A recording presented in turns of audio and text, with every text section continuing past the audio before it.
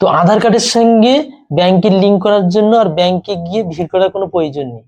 শুধুমাত্র মোবাইল ফোনের মাধ্যমে তুমি আধার কার্ডের সঙ্গে ব্যাংকের লিঙ্ক করাতে, যে কোনো bank, say bank of India, state bank, axis bank, যে কোনো ব্যাংকের লিঙ্ক তুমি বাড়িতে বসে তোমার অ্যান্ড্রয়েড ফোনের মাধ্যমে তুমি কিন্তু লিঙ্ক করাতে পারবে। তো চলো ফুল প্রসেসটি আমরা দেখবো এই ভিডিওর মাধ্যমে। প্রথমে তোমাকে ফোনের যে কোনো একটা ব্রাউজার ওপেন করতে হবে। তো চলো আমরা ক্রোম ব্রাউজারটা ওপেন করে নিই এবং এখানে গিয়ে প্রথমে কি তোমাকে লিখতে হবে NPCI, যে প্রথম যে লিঙ্কটি এসছে ওখানে ক্লিক করো। ক্লিক করার পরে দেখবে এরকম একটা ইন্টারফেস খুলে যাবে। তো এই যে ইন্টারফেস, এখানে দেখো 3 ডট আছে, তাই না? 3 ডটে ক্লিক করো। তো 3 ডটে ক্লিক করার পরে এখানে আছে কি কাস্টমারে ক্লিক করার পরে দেখবে ভারত আধার সিডিং বলে এই যে অপশনটি, এখানে তুমি ক্লিক করো। তো ক্লিক করার পরে দেখবে এরকম একটা ইন্টারফেস খুলে যাবে এবং ঠিক নিচের দিকে দেখবে হোমের পরে আধার সিডিং, এখানে তুমি ক্লিক করবে।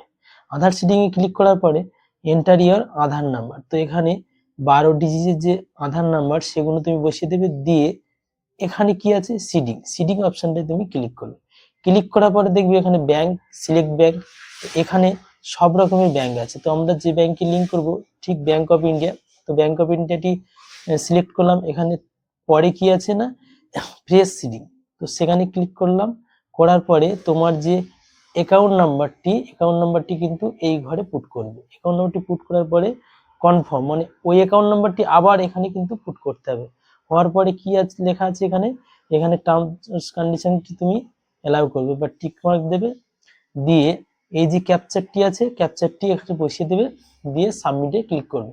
সাবমিটে ক্লিক করার পরে তোমার কিন্তু আধার কার্ডের সঙ্গে যে ফোন নাম্বারটা লিঙ্ক করা আছে সেখানে একটি ওটিপি আসবে এবং ওটিপিটি দিয়ে সাবমিট করার সঙ্গে সঙ্গে ফোন নাম্বার বা এই যে লিঙ্ক করা আছে সেটি আধার কার্ডের সঙ্গে ব্যাংকের লিঙ্ক হয়ে যাবে। এই দারুণ সেটিংসটি যদি আপনার ভালো লেগে থাকে তাহলে ভিডিওটি অবশ্যই শেয়ার করুন এবং নতুন নতুন ভিডিও পেতে প্লিজ সাবস্ক্রাইব আমার চ্যানেল।